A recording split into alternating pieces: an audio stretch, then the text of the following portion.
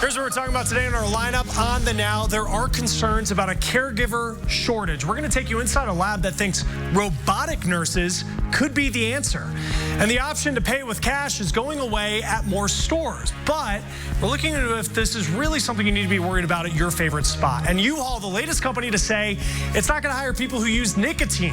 We're going to look at the questions about whether this policy goes too far.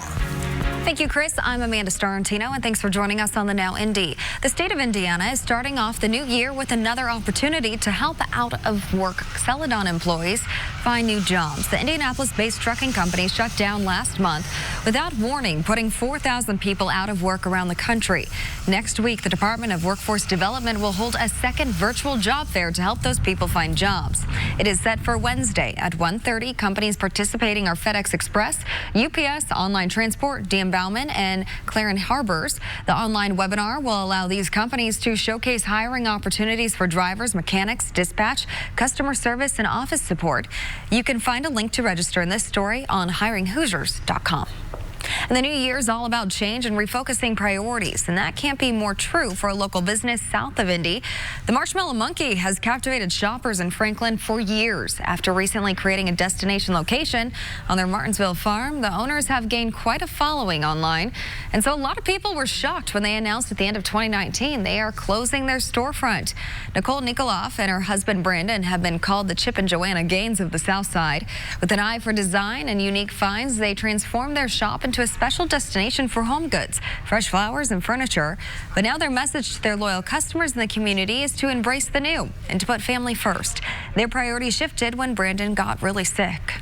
Nobody can ever prepare a person for the moment whenever you're told they're going to die. And it had been almost a year from the original onset of the symptoms. We sold our house. We sold every content in our house. We went from an old historic house that we were redoing in Franklin to living above our store, and basically we were in fight or flight mode. Nicole told RTV6 they cooked that Thanksgiving dinner in several crock pots in a space they were living above their store, but thankfully it wasn't cancer, but a treatable diagnosis of histoplasmosis. The scare made them refocus and think about their kids, their legacy, and the store. And then we just go, okay, at the end of our life, are we going to look back and say this was really meaningful? I think we've touched a lot of people, and that was the intent of starting the business. I think it took Brandon getting sick that we said, do we really want our entire identity to be who we are when we're at work, or do we want to spend more time developing these memories with our kids? Nicole also wants to focus more on connecting with people and helping them with projects, so they are working more online on a blog and podcast, and most importantly, spending time with their kids. A great reminder as we set our priorities for the new year. Kevin? As we look outside over Indianapolis, we've got those clouds. We did start off with some sunshine, and eventually the clouds gonna lead their way to some rain out there. Temperatures, it is the 2nd of January, and we made it into the middle 50s this afternoon. 50 degrees for you right now in Lafayette, 49 downtown and Greenfield, and 46 degrees in Columbus. It's felt a little cooler than that, though, today, especially when we got the clouds and we've had that southwest breeze, still around 15 miles per hour.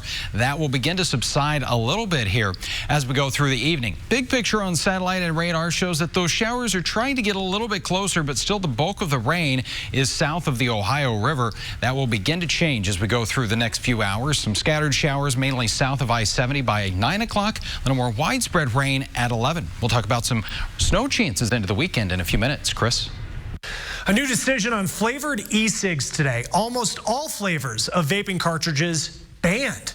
Federal government just making this decision. Menthol and tobacco flavors will be exempt. This is all in an effort to make e-cigs and vaping less appealing to teens. Companies now have 30 days to stop making and selling the flavored e-cigarette products. Well, we are trying to help you stay financially on track this year, and timing, of course, very important when you talk about big purchases. Interest rates affect just how much we pay for homes, cars, and credit cards. The Federal Reserve cut interest rates last year 3 times, and they're essentially on the sidelines for the bulk, if not all, of 2020. They've set a really high bar for what it would take to raise interest rates. Bankrate's chief financial analyst, Greg McBride, says with the economy expected to continue to grow modestly, it is more good news for home buyers and people trying to get out of debt. And I expect for much of 2020, you'll see mortgage rates around that point, hopscotching back and forth over that 4% mark, but creating a lot of opportunities for refinancing. Now, although he says he expects mortgage rates to trend higher in the second half of the year, you should move quickly. Good news for those who need a car. Auto loans should stay around 4.75 and 5.5% for 2020. Now, depending on if you buy new or used and how long you finance, slight increases are expected by the end of the year. Now, if you are trying to stockpile savings, McBride says it is best to look online. So you have to shop around. There are plenty of banks that are paying 2%, even a little bit above on online savings accounts. That's where you need to put that rainy day fund. HSBC, VIO, and Comenity Direct Bank are paying 2% or more interest rates with online savings accounts. All right, let's start the news feed with a call to end hatred. The daughter of a man attacked during a Hanukkah celebration making that plea in New York today. Joseph Newman was one of 5 people stabbed inside a rabbi's home in New York. He was undergoing surgery today.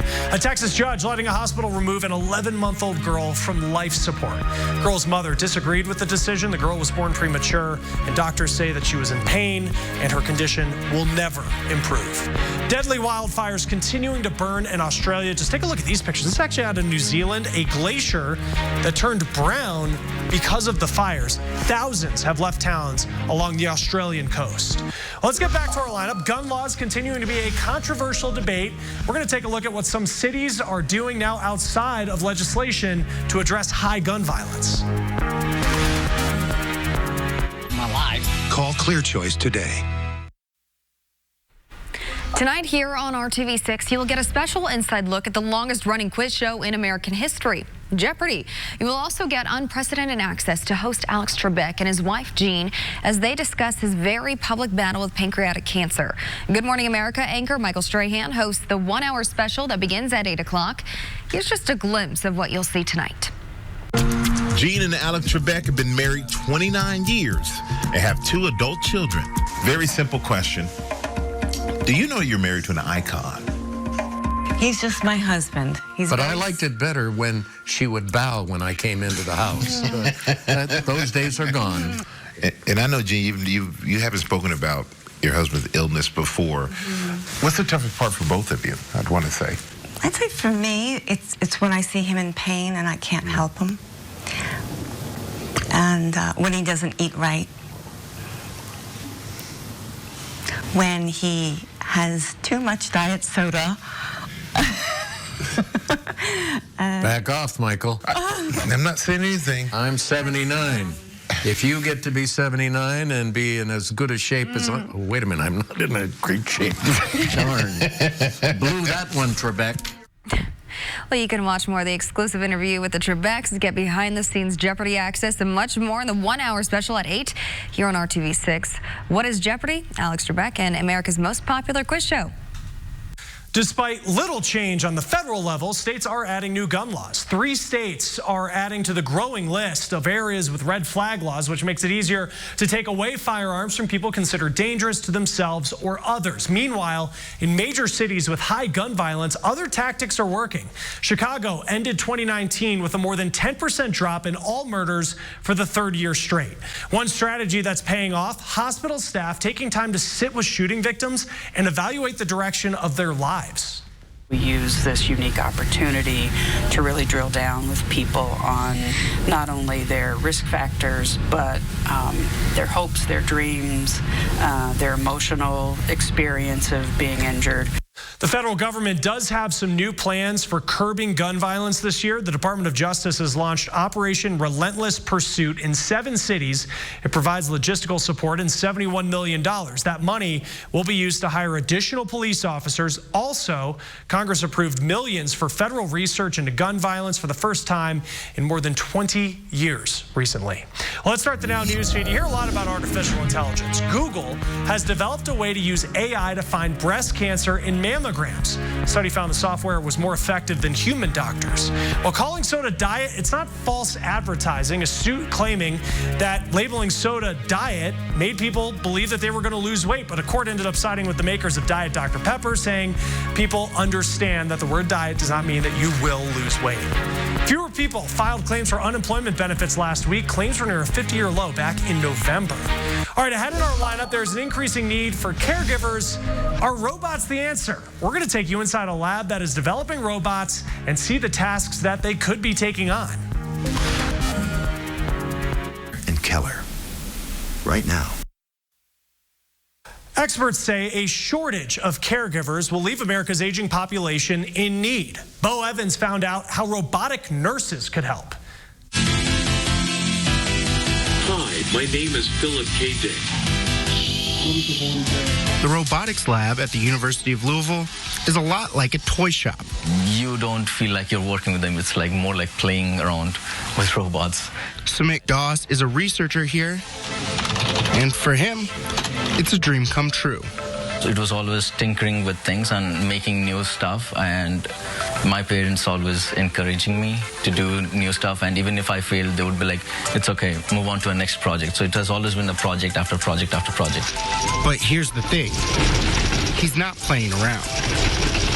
Sumit and PhD student Shamsuddin Abu Bakar, who goes by Abu, are part of a research team building a robot to help people heal. So in my estimate, about 5 to 10 years, hopefully we'll be able to see them work alongside nurses. This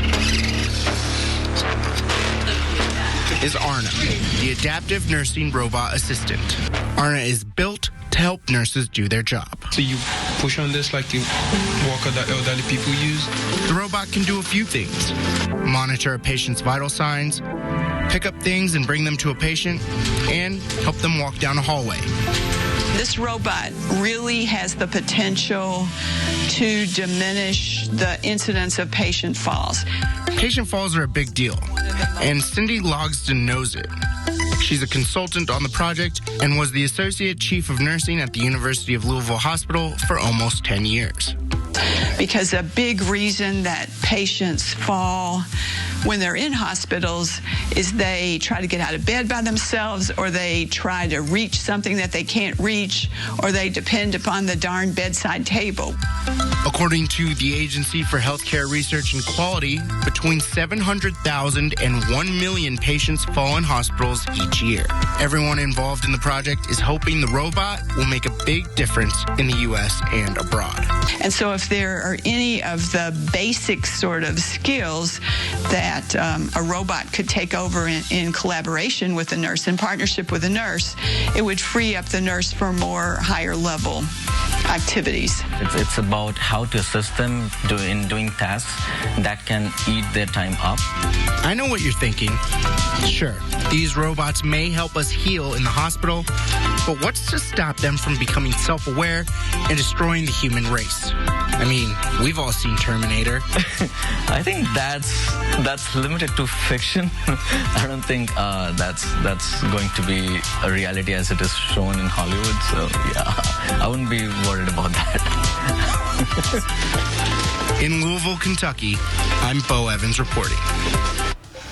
One of the fun stories at the start of a new year are the ones about the first babies of the new year. Well, twins born in Carmel on New Year's Eve and New Year's Day will have quite the story to tell.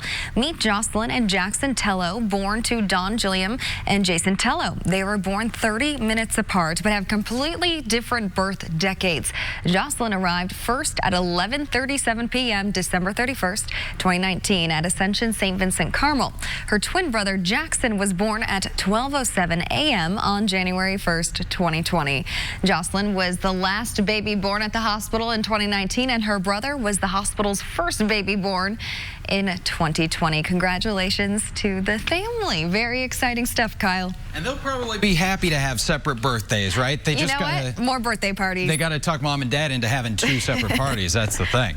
All right, as we look out over Indianapolis, West View there, and the clouds getting a little bit thicker, but we are still dry here in central Indiana and very mild with those temperatures. 40s and still 50 degrees in Lafayette, 51 in Muncie, 49 in downtown. Looking back to the west, you can see there's some colder air that's hanging out here. It will get into central Indiana, but not as we go through tonight. Only down to 45 degrees. That's about 10 degrees above our average high for this time of year. We will have some areas of rain moving in. Here's a look at TrueCast by 11 o'clock tonight. You can see that rain Certainly along and south of Interstate 70, very spotty stuff to the north. And we'll continue with that off and on through the overnight. By tomorrow morning, really over the southeast half of central Indiana is where that rain could impact your morning drive. Again, I don't think it's going to be all that heavy here. And then just a few scattered showers as we go into our Friday afternoon. Generally could see a little more than a ½ inch southeast of Indy, but we're only talking about 1/10 of an inch or so to the northwest. So pretty light stuff here. One more mild day with those temperatures making their way to around 50 for the afternoon high. And then on Saturday morning, the colder air moving in could even see a few snow showers. But at this point, it looks like very minor accumulation, if anything. 35 will be the high on Saturday before we rebound. Highs back in the 40s Sunday and Monday. Let's start the Now News feed. Happy National Returns Day. The Postal Service expecting a record number of shipped returns today. UPS expecting nearly 2 million packages. Marvel is known for creating many iconic superheroes, and the newest one will be transgender. The head of the studio telling the New York Film Academy a movie's being filmed right now with a character who is transgender. Well, the Golden Globes, one of the most popular nights in Hollywood, and this year guests will be served a 100% plant-based meal before the show. Hollywood Foreign Press wants to raise awareness about environment and waste. Golden Globes are this Sunday. Well, for decades now, we've heard the saying, cash is king, but increasingly businesses are only taking credit cards. Annie Taylor found if this is the new norm and whether this is good or bad for you. From coffee shops to our favorite lunch places, we want to get in and get out. But the need for speed and convenience might be coming at the expense of our nation's currency. What would you like today? Less than an hour ago, the lunch rush was at an all-time high at the Corner Beat. This sounds great. General Manager Diane Laris says they serve a lot of people in a short amount of time because they're cashless. We'll have your order right out for you. It's the simply of tapping their card, tapping their phone, and out the door they go. We do get a surprise look here and there. However, it's just something that we felt the customer is more adapted to nowadays. Cold hard cash is starting to become lukewarm. More businesses are also going cashless, saving them both time and money. Making sure that the bank drop is correct, making sure they're making it to the bank safely, all that is avoided now. So it's no cash counting, no money around, no worries about theft. The downfall? So the risk here is that you might be shutting people out. Massachusetts, Connecticut, New Jersey, Philadelphia, and San Francisco created laws banning cashless stores. Last year, the Federal Reserve Bank of San Francisco found 47% of transactions made by people who make less than $25,000 were in cash, while those making more than $100,000 a year only used it 1 out of 4 times. There are a lot of people that actually don't have access to credit cards and debit cards. 8% of U.S. households are completely unbanked. Cashless businesses do take a financial hit every time a card is swiped. Credit card companies get a small percentage of the earnings. Ted Rossman with creditcards.com says if you're someone who prefers to pay in cash, don't worry, it's not going away anytime soon. I think we'll continue to see a slow shift, but I do think it'll be slow. Progress in the U.S., at least on payments, tends to lag other countries. But for Diane at the Corner Beat, going cashless works for them and their customers. It also gets me a chance to even get to learn my guest and my customer a little bit more. I get to concentrate on their name. I get to know about them. I get to remember their drinks because I'm not worried about, did I give the right change back? I'm Annie Taylor reporting. All right, Andy, thank you. Now, breakups, separations, even divorces are more common in January. Now, people often trudge through the holidays together before putting any action into place. In order to make the marriage work, you go through many marriages and many different phases, and you have to keep growing. You must keep growing, and you must keep changing. You must appreciate your spouse. Family therapist Catherine Smerling says people often start out with good intentions to be amicable. Very often, the divorce has a life of its own. It just develops its own little drama, its own little stage play, so that you don't have a chance. You almost forget all the good things that were going on in your life. Now, Smerling says whether it's a high or low conflict divorce, the kids always feel it. The idea that you can embrace the other person, even though you're not married to them still, is a really important part of making a child feel comfortable in a divorce. Now, a positive note with all of this, the newest CDC data does show the divorce rate continues to drop. All right, next in our lineup, U-Haul is the latest company to say it is not going to hire people who use nicotine. Questions about whether this policy goes too far.